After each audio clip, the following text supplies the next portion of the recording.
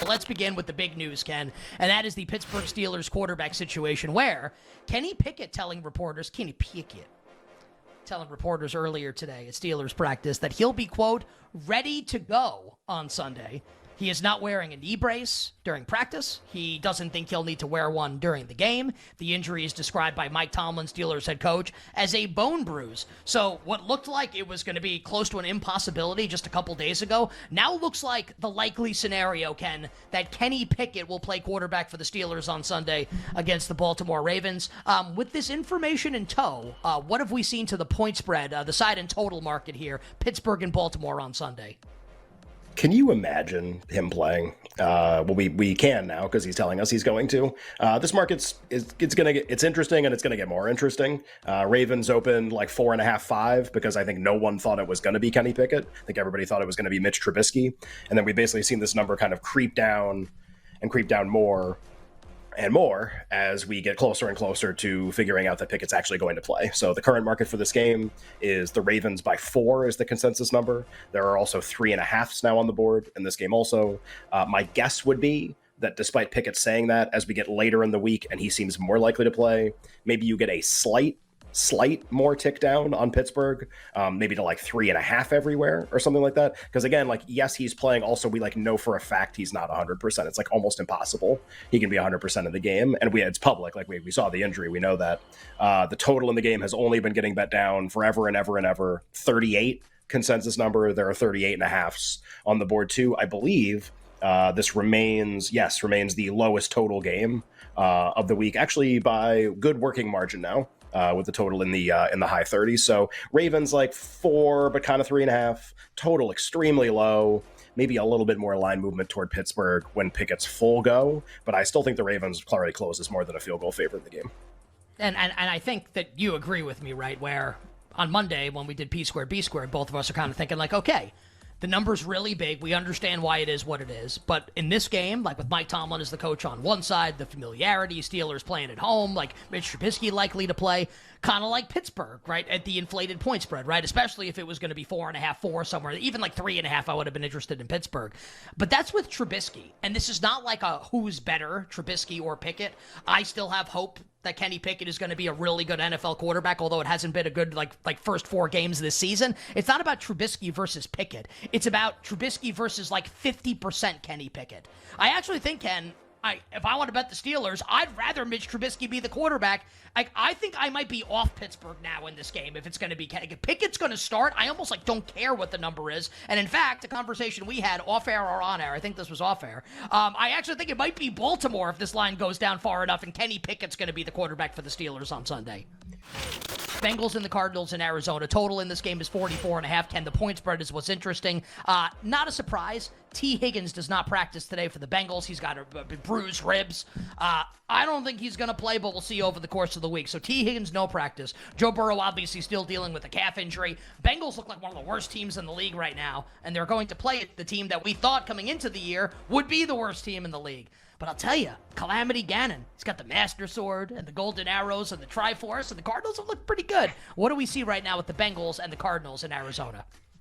Yeah, I mean, we talked about this game on Monday, and basically we were just like, look, what do you think the Bengals have reached rock bottom, or do you think they still have more room to go? And that's an okay opinion to have. It just seemed like, man, this is like a tremendous drop in their rating. Even if you don't want to play on Cincinnati, you have to acknowledge it. The Cardinals are coming off a game where at San Francisco, they closed a 14-point underdog. Just like home field's great. It ain't that great to be like 3 at home to a team like Cincinnati. Remember, the Giants closed 4.5 on the road in this game against Arizona in week 2 before we knew as much about Arizona definitely before we knew as much about the Giants as we know right now. So just kind of interesting to compare those markets. Despite like, oh, well, this has to be rock bottom for Cincinnati. The Higgins injury, maybe just interest in Arizona in general, coupled with that movement toward Arizona. So it is possible that pretty soon, actually, based on the market shape right now, we will come off 3 in this game, and the Bengals will actually only be 2.5-point road favorites, much like they were last week against the better than Arizona Tennessee Titans. And just really interesting to see how much free fall continues to be in the Bengals rating. Probably the thing I've been the wrongest about in the last month was that they were going to turn it around. I still have time, but you don't like that nobody's on the bandwagon. Everybody, not only does everybody want to bet the opposite side, in this game, everybody wants to bet Arizona in this game. They're the opposite side. Just be interesting to see how it comes together. Currently about to come off 3. Baldy, like, what the hell's going on with the Cincinnati Bengals? There's a chance that we might get to Sunday, or at some point, maybe it might even happen today, where we might get the Bengals as less than a 3-point road favorite. And I know Arizona's been really impressive, and Jonathan Gannon looks like he might be a really good coach. Cincinnati might be just like a 2.5-point road favorite at Arizona. Have we hit rock bottom for Cincinnati? Is there still room for them to keep digging here? Like, what do you think we get from the Bengals on Sunday? Where basically, like, if you bet Cincy at this point, they basically just need to win the game for you to win your bet on the Bengals. Right. I think there's more bottom to go. The team looks like it's falling apart. There's no confidence at all right now in anything that they do. Joe Burrow is a wooden statue back there. He can't move. Everybody knows it. Tennessee just crushed the pocket on him. He couldn't wait to get the ball out of his hands. They can't get the ball down the field. I've seen one play-action pass in 2 weeks. That's over almost 90 passes, one play-action pass. Typically, you go play-action, you sell the run to try to get your shots down the field to Jamar. The only time they've used play-action pass in 2 weeks, they hit Jamar for 43 yards 2 weeks ago, the biggest play that they've had in 2 weeks. Unless the calf gets miraculously better, Nick, between now and the time that they play the afternoon game in Arizona, I think there's further for them to drop. And if somebody asked me, well, is this the bounce-back game for Cincinnati against Arizona? I'm like, no. Arizona they beat Dallas. They took San Francisco to the brink. Like, they took Washington. They had the lead against Washington, lead against Denver. They're playing great football. And Josh Dobbs, don't underestimate him. He's exactly what Cincinnati needs. They need a quarterback who's mobile, that can rescue bad plays or poor protection or free hitters or blitzes. Like, he's been able to rescue plays against maybe the best defense in football last week in San Francisco and Dallas the week before. He's impressive. I think the Bengals continue to drop. How about Baldy last hour on the show? I was like, yeah, do you think the Bengals have hit rock bottom yet? He's like, well, they just grabbed their shovels. So maybe not. Maybe not. Maybe not. Maybe not. Those are the best Baldy answers when it's like, yeah, do you think it's that? No, I don't.